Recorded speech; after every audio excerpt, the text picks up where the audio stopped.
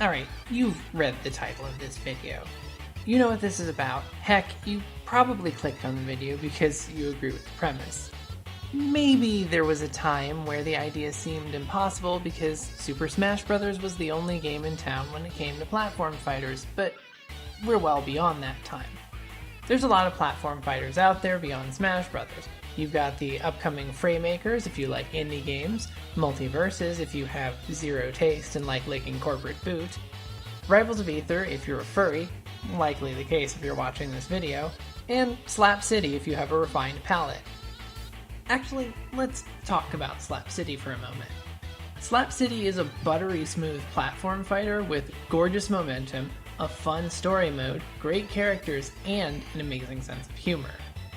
Slap City is so good that the last time I played it, I took it back to my place and let it full power in my Sky Deck. And now I'm pregnant. So maybe SEGA should commission Ludosity to handle this one.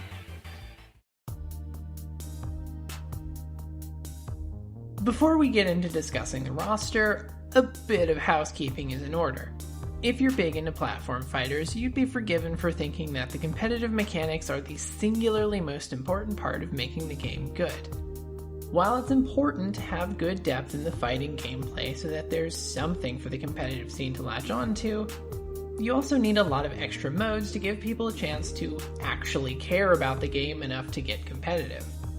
Home Run Contest and Target Test might not be the prominent modes in people's minds when they think about Smash, but those modes are there to give people reason to come back and learn the mechanics. Without the side modes, Smash might not have been able to develop the following it has today. Brawl's engine changes may not be looked on very fondly, but there's a reason that some people, myself included, clamor to see a return of story mode on par with the Subspace Emissary. Our hypothetical Sonic platform fighter should focus on having smooth and expressive movement, since moving and throwing around your momentum is a core part of the mainline Sonic series. Having a target test mode is a good way to get players accustomed to said movement. The mode would be a collection of 5 or so progressively harder obstacle courses, and coming back to try and get a faster time would subtly train players to use movement mechanics in better ways. The game should obviously have an arcade mode, which sets the player against a randomized sequence of computer fighters before culminating in some final boss. This is a fighting game staple, not just a platform fighter one. There should also be some kind of story mode. No, there doesn't need to be some epic 15-hour quest like Subspace Emissary, but a short scenario mode on par with Melee's adventure mode should do the trick. In story mode, there are set matches against other fighters and a handful of platforming levels interspersed between the fights. Slap City actually does this really well, with the order of fights, levels, and bosses being the same for all characters, but the characters fought and the writing of the scenario differs for each character. For example, Rouge might have a story about hunting for treasure, with Knuckles being the character she fights before the final boss. There are a couple characters who make sense as a final boss in all scenario modes, but here's what I would go with. Infinite, tired of having been fridged at the end of Sonic Forces, decides to prove once and for all that he's not weak by trapping everyone in their own personal illusion using his Phantom Ruby powers. This also provides some form of justification for the rest of the game. Everything is just a phantom illusion, so who cares if the power scaling doesn't make sense or the stories don't line up? Maybe you're not excited to see Infinite acting as the master hand of this game, but at least Ian Jr. will be happy. There should be at least one other side mode beyond the main versus mode, although I'm not entirely certain what I would go with. A sport mode like Rivals of Aether's Tetherball could be a fun distraction, or perhaps the game takes a page from Smash Bros. On 3DS and makes a mode similar to Smash Tour. Having the characters compete in an arena to upgrade their stats before a randomly picked challenge would certainly add a lot of replay value, but perhaps the sprawling arena players roam around in would have too much overlap with the platforming challenges in story mode. The specifics of this fourth mode might end up being determined during development as different testing tools are made and ideas are still bouncing around. Alright, we're going to get into the part of the video that you probably wanted to see the most, the characters. I'm not going to fully flesh out every character concept because there are a bunch of characters and I don't want to make a 3-hour video going over all of everyone's attacks. Seriously, full-fledged character build videos can last 30 minutes at a time for just one fighter. I don't want to have to record that amount of voiceover for every character on my list. I'll go over some general design elements and I might comment on some specific moves, but I'll leave most of the specifics up to your imagination. I'm going to start this character list by addressing something that could end up being a problem if unchecked. In a lot of side games and spin-offs, and even in some main games, characters will often have overlapping abilities. Basically, any character you can imagine has had a spin attack, spin dash, boost, stomp, and a homing attack in some game somewhere. This is something I don't particularly like in the series as a whole, since it flattens out their designs, but for a platform fighter it would make the game incredibly boring. If every Street Fighter character could be broken down into a variation of Ryu, I doubt many would want to keep playing. Still, any Sonic platform fighter is going to have somewhat of a Fire Emblem issue. Beyond side games flattening character designs, the Sonic series tends to keep making characters whose abilities are very similar to Sonic. I'm putting some limits on that, but we are still going to have 5 Sonic-like characters. I'll rapid fire them. Leading off the Sonic likes is Sonic himself. Unless there's some kind of legal agreement between Sega and Nintendo, I don't see why his kit would be all that different from his Smash appearance. We can make some tweaks, of course, to nudge his playstyle to a rushdown archetype instead of the hit-and-run character, and we are going to have to do something about that side special. There really is no reason he should have 2 spin dashes. I've seen some concepts give him a boost attack as his side special, but I would actually lean towards giving him a light speed dash that acts like Fox's side special. Next up is the Faker himself, Shadow the Hedgehog. He differs from Sonic in a couple key ways. Shadow trades in some speed points and jump height, and takes on a little extra weight in exchange for harder hitting attacks. His side special is his iconic Chaos Spear, and his up special is some kind of teleport like Chaos Snap. Even heavier and slower than Shadow is Metal Sonic. Metal hits like a truck, but his attacks are pretty slow. Of the Sonic likes, he has the fewest common specials, only retaining the spin dash. His neutral special would be the Prism attack he has in Sonic Adventure 2, acting like Zelda's neutral special. His side special would be the charge attack he uses in Sonic CD, and his up special would be a rocket booster, like Rob's Recovery. More directly derived from Sonic is Blaze. She takes a couple hits to her speed in exchange for adding fire effects to a majority of her attacks. Her one change special is the side special, which is now a boost that acts like Banjo's Wonder Wing. Given she has a hover ability in Sonic Rush, I could see an argument for giving her a float similar to Princess Peach, although we'd have to see how that affected the game balance. Final amongst the Sonic likes is Surge the Tenrec. This comic book character has quickly become a fan favorite, and I'd be a fool not to include her. She is almost completely unchained from Sonic with one notable new mechanic, her lightning powers. This gives the tip of many of her attacks a stronger electrical hit, making her the Marth to Sonic's Lucina. Some attacks, like her spin dash and homing attack, might also have some more subdued electrical effects. I could see an argument for giving her Pikachu's up special to help her stand out just a little more, but for my concept at least, she's sticking pretty close to Sonic's design. Now that we're out of the Sonic-like archetype, let's get into the rest of the roster. There's no better place to start than with Sonic's faithful sidekick, Tails. His mechanical inclinations lead to him being a zoner character, using his dummy ring bomb and remote robot to put some distance between himself and the opponent. Given his flight capabilities, he has stronger aerial attacks than his grounded ones.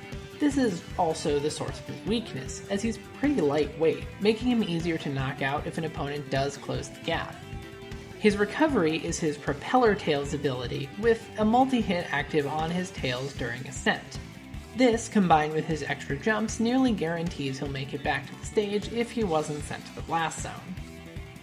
Knuckles is a hard-hitting bruiser. He's the heaviest and slowest among Sonic's friends, but his attack power makes up for those shortcomings. Some of his stronger attacks even have armor, allowing him to close the gap on zoners. You may think he's combo fodder, but if you're in his range, he might knock you out in just a few punches. Knuckles plays like a somewhat slower Little Mac, with his game plan being to hit things really hard with his, well, knuckles. He's more confident in the air, so his aerial attacks aren't nearly as weak as Mac's. In fact, he has some better horizontal recovery, retaining a float ability similar to his glide in the main series. Unlike other floating characters, Knuckles cannot perform any attacks while gliding. But this is exchanged for faster glide speed. Knuckles also uses his digging ability for his down special. This attack makes him drill dive straight down to solid ground and pop back out with a powerful uppercut a second or two later. While underground, Knuckles can move horizontally to get closer to the opponent. A weakness of this attack is that it does not stop descending until it hits solid ground. With any platforms you can jump through, Knuckles will automatically dig under them and continue his descent. The drill dive portion of the attack does have drag down capabilities, so you can use it as a way to edgeguard your opponent, but Knuckles won't survive the maneuver either. Amy Rose may look like a lightweight character, but the Pico Pico hammer she carries gives her some surprising heft. Her standard attacks use her tarot cards for more rapid hits, while her stronger attacks and some of her aerials bring out her iconic hammer. Her side special is the tornado attack from Sonic Heroes, which sends a multi-hit tornado projectile twisting forward. Her down special varies depending on whether she's grounded or in the air. On the ground, she uses her hammer jump, which has a grounded hitbox and quickly sends her into the air to chase down airborne opponents. While airborne, her down special becomes a spinning hammer drop, which has drag down capabilities. Amy is surprisingly nimble in the air, with her ground speed being significantly slower. Perhaps that hammer makes it hard to run fast. I've talked about the characters who comprise Sonic's main friend group, so I suppose it's time to move on to his main enemy.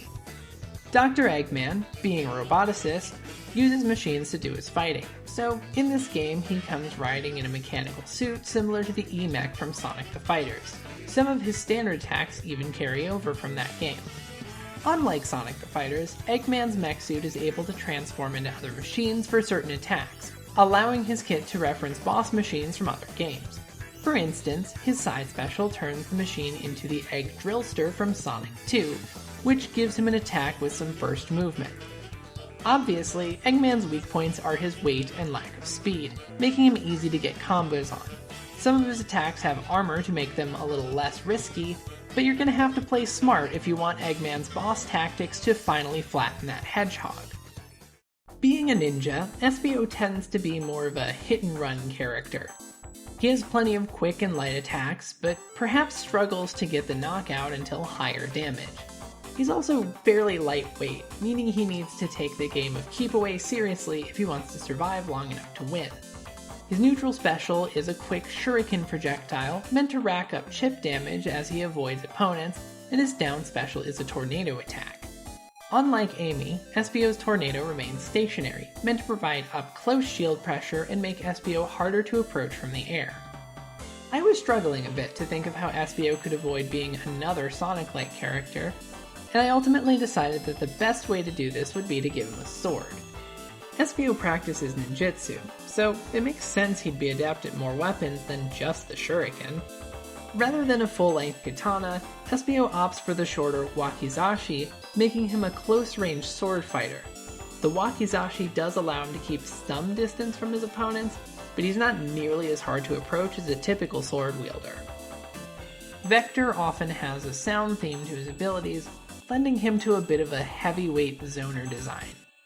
I won't give him a music note projectile because that seems a little lame, but his side special can be a cone-shaped burst of sound that comes out when he screams. I'll let you decide if he's singing along to some intense death metal, or if the headphones just make it hard to tell how loud he is. Either way, the attack is strongest close to Vector and loses power as the cone widens and gets further away. His up special has him blow a chewing gum bubble, which sends him upwards and then allows him to slowly descend for a short while before the bubble bursts. The bubble acts a bit like a pinball bumper, harmlessly bouncing away those who touch it. This may have some practical use in doubles matches where Vector can bounce his buddy upwards to chase down airborne opponents. You can prematurely burst Vector's bubble, but it's harder than you might think. Sure, a projectile will quickly end its recovery, but it's not as safe if you have to get up close to pop the bubble. The burst is an active hitbox, so you might just find yourself falling off stage alongside Vector after you've chased him down with an aerial attack. Silver, with his psychokinetic abilities, maps pretty cleanly to a Mewtwo-like character. He won't have a charged Shadow Ball attack, but he's definitely able to fire off a powerful psychokinetic projectile. Similar to his appearance in Sonic 06, Silver has slow movement and a bit of weight to him. He's particularly good at giving other zoners trouble, as his neutral special can be used to catch projectiles in midair. Once caught, projectiles hover in front of Silver until the button is pressed again to launch them. To prevent this special from completely invalidating zoners, Psychokinesis can only catch projectiles for around a second after the button is pressed, and has a short cooldown if it catches nothing. Unlike in Silver's debut game, where you can simply hold down the button to catch projectiles as long as you have spare energy. Silver's down special also pulls from Sonic 06, creating a small shockwave that stuns opponents in its area of effect, which gives Silver the opportunity to charge up a strong attack. This move has a slow startup and significant end lag when it misses, in order to prevent it from being a safe, spammable stun move.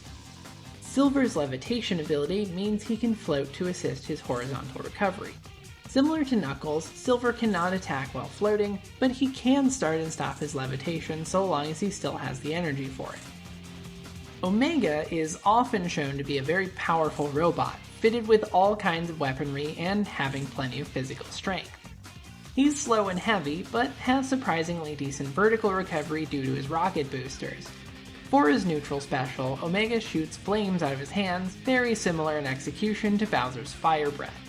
His side special is a command grab meant to reference the fire launcher from Sonic Heroes. Omega grabs the opponent and fires them forward like a powerful cannonball. This can be used to interrupt an approaching opponent, and the launched opponent can damage other fighters in their trajectory. Offstage, this attack can completely invalidate some characters' recovery options. Rouge the Bat, logically, would be a Zoner Trapper character. Her neutral special is her exploding Bat Cracker Balloon, a slow-moving projectile for fighters to avoid, and her side special is a more quickly thrown Heart Bomb, similar to Snake's Grenade. Rouge has the potential to take control of the stage if you're not careful. Given her own digging capabilities, it would make sense for her to steal Knuckles' digging special as well. In her one fighting game appearance, she has probably the single most powerful jump, which allows her to gently float down to the ground and stay far out of reach of her opponents.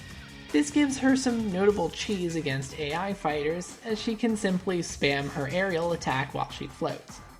When the aerial attack makes contact, she ends up gaining height, making her functionally untouchable. While she probably shouldn't be that broken in this game, I do need her to retain some of that floating ability and be a top tier fighter. In addition to being my favorite Sonic character, she's also my transition goals, and I aspire to be a winner. In fact, if we do get an official Sonic platform fighter and she is both in it and at least A tier at the end of the game's first year, I will do a face reveal video on this channel. I've talked about a lot of characters so far, and there's going to be more to come. But some viewers may be wondering if I'll be getting into any of the characters they associate with previous Sonic fighting games. While I don't intend to include Emerald, there are a couple characters I want to talk about who are probably best known in the Sonic fandom because of their appearances in Sonic the Fighters. Firstly, we have Fang, the nebulously titled fighter. He's gotten a little more work as of late with his appearance in Superstars, but before then, he was probably best known as an annoying zoner in Sonic the Fighters. Sadly, he's also going to be an annoying zoner here. He's not particularly fast, nor physically strong, so he relies on a lot of tricks and gadgets to get the job done. His jab has him quickly shoot corks from his pop gun, similar to a certain blue robot. These corks fly faster than Mega Man's lemons, but they also retain a key weakness from Sonic the Fighters, namely that they can be deflected with a strong enough attack. Fang's down special utilizes his less well-known springy tail. On the ground, it springs him high into the air to chase down mid-air fighters. When used off-stage, the tail will bounce Fang upwards if it comes into contact with an opponent and send said opponent hurtling down to their demise. Like his appearance in Sonic the Fighters, Bean ends up being a zoner who relies pretty heavily on explosives. Unlike Fang, Bean is a bit faster and physically stronger, allowing him to rely on more than just his projectiles in a fight. Some of his attacks also reference weapons and abilities from Dynamite Ducks in order to more fully flesh out his kit. Even still, Bean tends to use his side special liberally, chucking bombs at the opponent in order to zone them out. A skilled player can catch his bombs, but they'll have to make sure to quickly lob them back before they explode. Bark ends up being a pretty straightforward character. He's heavy and slow, relying mainly on powerful hits to bridge the damage gap between himself and faster opponents. He's not comfortable in the air, preferring to keep his footing on the ground. His weight makes him very difficult to actually knock off the stage, but once you get him there, he'll have a hard time recovering. A few of Bark's attacks have armor to compensate for his lack of mobility, allowing him to get powerful hits through what otherwise might have been the start of his opponent's combos. He also relies heavily on command grab attacks, leaning into a grappler playstyle. His side special is the Bark Strike, where he lunges forward to grab an opponent and then rolls them across the stage like a bowling ball. His down special is another command grab, this time his Biff Baff attack, where he picks up the opponent by their feet and slams them to the ground multiple times on either side of him. In the air, the Biff Baff turns into a downward toss, chucking the opponent straight down at high speeds. His neutral special is the Wheel Punch, which acts similar to Incineroar's Darkest Lariat. This move is one of his faster attacks, and for some players ends up being one of their go-to panic options. For the previous three characters, I imagine their Sonic the Fighters appearances would inform their kits, but that those moves would be adapted to fit the platform fighter style. For this next character, I think it's appropriate to lean more heavily on Sonic the Fighters, like Ryu leans on Street Fighter for his Smash iteration. Based on the Fighting Vipers character of the same name, Honey the Cat is designed to feel like she was ripped straight out of her home game. This means she has the auto turnaround mechanic in one-on-one matches that Smash gives to traditional fighting game characters, and has command inputs that give her a wider range of standard attacks, similar to Kazuya. She's average in terms of speed and weight, but a little unwieldy in the air. Her aerial attacks are a bit awkward and on the weaker side, so she makes up for it with stronger grounded attacks. Her side special is her Honey Glider attack, which gives her a burst movement attack to close the gap on opponents and fly over low projectiles. She also takes a few moves from her human counterpart, since Honey's moves in Sonic the Fighters are largely taken from other characters. Trip is the newest Sonic character to be included on this roster, and possibly one we might not actually see if a Sonic platform fighter ever were made. I don't have any official sources to back me up on this, but there does seem to be a bit of a desire from SEGA to separate characters based on whether they fit modern or classic aesthetics. Characters like Fang and Bean, who never appeared in modern Sonic-styled games, seem to be relegated to classic aesthetics in both the games and spin-off media. Trip, whose only appearance is in the classic-styled Superstars, might not appear in a fighting game with modern characters, and the previous four characters I mentioned might not either. Still, I can see a case for Trip to be included, with some updated proportions to fit other modern characters, of course. Trip, to me, makes sense as an all-rounder, not particularly exceptional in any stat, but also not having any major weaknesses. Her neutral special would be her unique emerald power, the Fireball, and her up special can have her quickly shift to her dragon form for a fast recovery.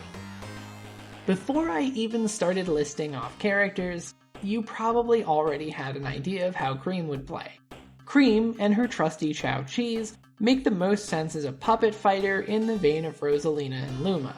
In fact, Cream outright steals Rosalina's neutral special, and Cheese has the same basic mechanics as Luma. Cream, being smaller in stature and lighter, is able to get some quick, weaker hits in, but relies mostly on Cheese for KO power.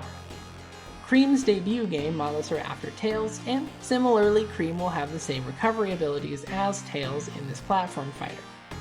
Her up special does not have an active hitbox, so it moves a bit quicker to compensate. A skilled player can keep Cream away from the opponent while keeping the pressure on with Cheese's heavy-hitting attacks. In the instances where Cheese is temporarily knocked out, Cream has to rely on her speed and small size to dodge attacks while Cheese recovers. In my mind, Cream and Cheese are designed to be at the very top of the tier list, reflective of her capabilities in Sonic Advance. You might be surprised to see Big on this roster, given he's not much of an active participant in most games, and he's often treated as a joke. In many ways, Big is designed to be a joke character, and the worst fighter. He's the slowest, heaviest character, and he has the worst recovery. However, being the worst fighter doesn't mean he can never win. To make up for his massive weak point, Big has passive armor similar to Bowser's tough guy mechanic. Zoners may find themselves unable to keep their distance as Big simply walks through any projectile that isn't charged up or super powerful, and even those who can manage to stay away may find the gap closing fast when Big whips out his fishing rod to reel them in with his side special. Rushdown characters like Sonic have an even harder time since they have to get in close to rack up damage. You might think you're getting a combo going, but if none of your hits are making him flinch, you might just find yourself taking a massive swipe from one of his big, meaty paws. You really have to rely on your throws and strong attacks and hope they send him far enough off stage. If they don't, he might just use his fishing pole to tether right back to solid ground. Since Big uses a belly flop attack in Sonic Heroes, I found it fitting to channel that bouncy belly of his into a counterattack for his down special. Big's counter deals no damage, but does have considerable knockback depending on the strength of the blocked attack and how much damage Big has taken. Don't charge your strong attack too much against Big, because you might just find a well-timed counter sending you to the side blast zone from the other side of the stage. I also want to channel Big's more pacifist nature into his neutral special, which is a big, bone-crushing hug. He doesn't mean for his command grab to hurt anyone, but he doesn't really seem to know his own strength. Styx, having limited video game appearances, does make it hard to find a proper kit for her.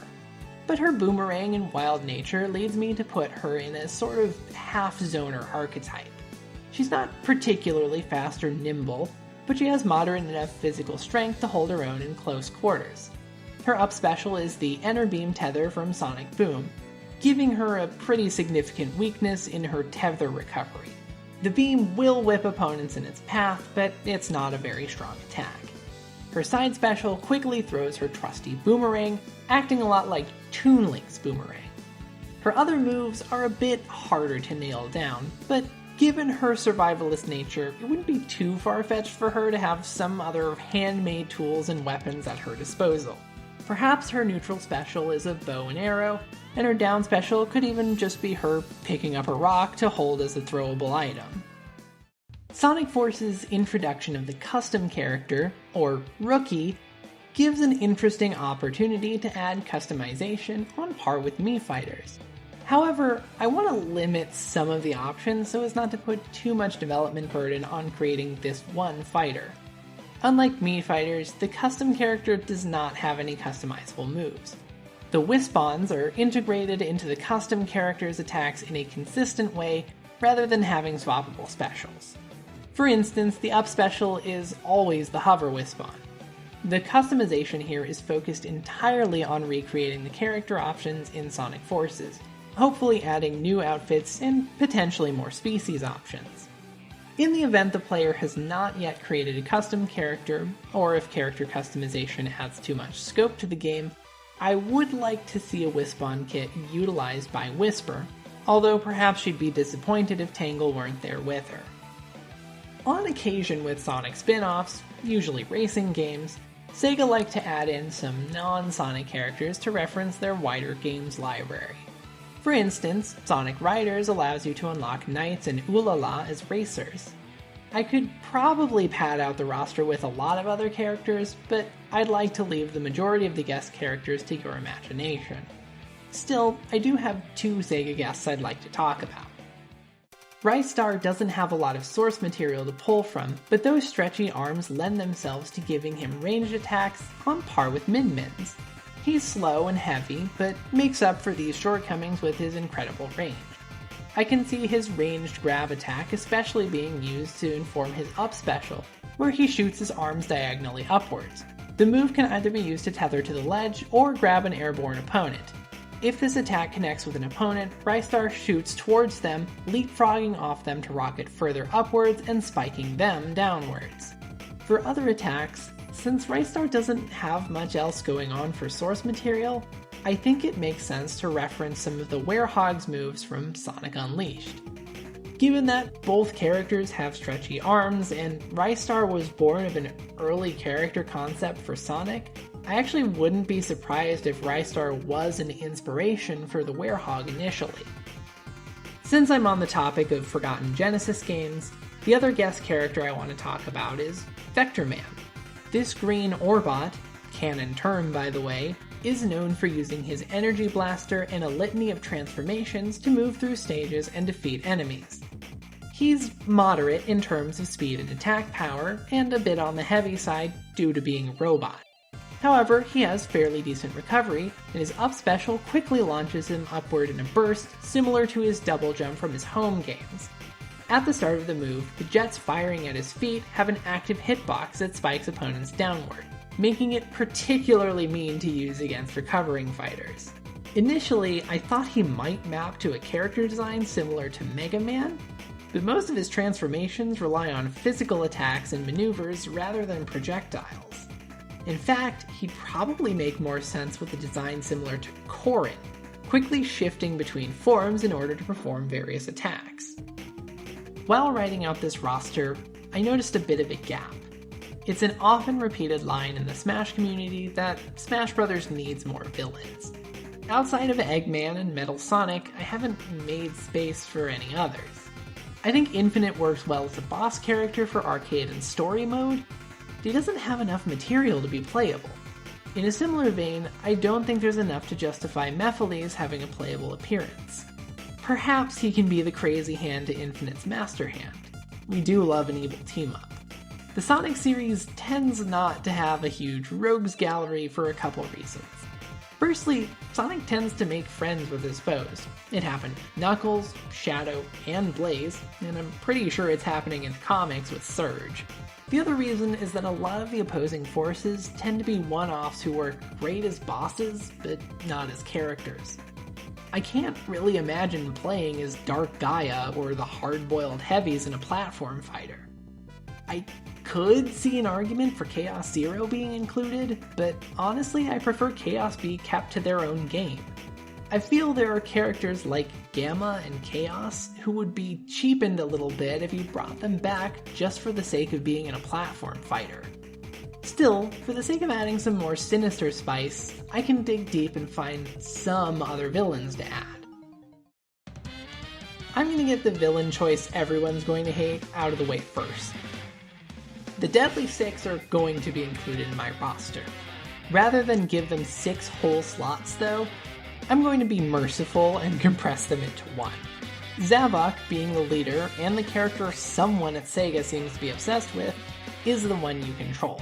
For specials, strong attacks, and some standard attacks, he calls on the other 5 members, who I'm not going to name because I can't be bothered to look them up while I'm writing this, and you definitely don't care. This means Zavok more or less summons other members like their stands from JoJo's Bizarre Adventure, and I hope this helps both flesh out their lack of move pool and gives them at least a little cool factor. The Egg Pawn is a fairly obvious pick as a fighter. They have a ton of color and costume variations, and they're known to use weapons and tools like guns and pickaxes to change up their attacks. The Egg Pawn was once so ubiquitous that there were other enemies that clearly pulled from the same idea. The Egg Breaker and Egg Hammer are basically scaled up Egg Pawns with weapon specializations. All of this source material gives them a lot to pull from for a fleshed out moveset, but it also means they likely leave other badniks without any representation. I don't want to leave them out, but I wonder if there are other robots I can include as well. The Hedgehog's right outside my window! SSSSS squad, arrest him! Yes, for my final addition to this roster, I am including the robotic trio from Adventures of Sonic the Hedgehog. It's a bit of a stretch, I know, but hear me out. Scratch, Grounder, and Coconuts being the recurring robots from the show make them on some level Robotnik's elite commanders. Heck, Scratch and Grounder are supposed to be the leaders of the super special Sonic Search and Smash squad. For these characters, I imagine them working in tandem as a stance change character like Pokemon Trainer, and also calling on other badniks for their specials. Coconuts is small, light, and fast. He's hard to hit because of his size and speed, and he also sucks at dealing damage. His stubby range means he relies more on projectiles for damage, and is really only good for racking up damage at the start of an opponent's stock. Coconuts throws a coconut for his side special. To keep him from being too annoying as his owner, this coconut can be grabbed by an opponent and thrown right back at him. His neutral special pulls out a crab meat that fires an arcing projectile on either side. Even with the opponent at high damage, Coconuts really struggles with taking stocks outside of cheesing a recovery with one of his stray projectiles. Once the opponent gets wise to Coconut's antics, it's time to switch to Scratch to chase them down and rack up damage more aggressively. Scratch has some good attack range and power when he flails his lanky electronic limbs, and can even take a stock at high damage, but it's not his specialty. Scratch has pretty decent aerial speed, and even has 2 aerial spike attacks, a forward aerial dunk and a downward stretchy stomp. His range is also a huge weak spot for him, as the long lives that give him that range also make him very tall and more likely to catch stray hits from projectiles and other attacks. For his neutral special, Scratch pulls out the chopper, the fish badnik, not a helicopter, and slaps the opponent with it like a slapstick routine. His side special reveals that he has an invisible indigo neutron around his arm, which makes itself visible and activates its jets to give Scratch some burst movement and a rocket-powered punch. If you want to get fancy, you could chase down an offstage opponent and knock them off the side blast zone with this special. If Scratch isn't quite able to finish off the stock for you, then it's time to switch to Grounder. Grounder is much heavier and slower than the other 2 bots, but that weight helps him keep his footing on stage. He's not comfortable in the air and has the worst recovery of the trio, so he prefers to stick to his heavy-hitting grounded attacks. Grounder's neutral special summons a burrow bot from the ground in front of him. The badnik attacks with a multi-hit to hopefully keep the opponent trapped long enough for Grounder to charge a strong attack. Against fast opponents, Grounder will sometimes use his side special, which has a moto bug push him from behind for burst movement. This is strictly a mobility move used for closing gaps and has no hitbox of any kind. Somewhat obviously, all 3 bots share a down special, which allows them to switch out with each other. They also share the same up special, which summons a fleet of buzz bombers to carry them upward. The utility of this move depends on who's using it, with Grounder obviously getting the least recovery height due to his weight. Surprisingly, Scratch gets more height out of the move than Coconuts, because despite being heavier, he's able to flap his noodly wings to help out the buzz bombers just a little bit. With that final addition to the roster, this video is well and truly done. How do you feel about it? Are there any characters I missed? Is there an obvious side mode that I forgot to talk about? Thank you so much for watching, and I hope you'll watch again in the next video.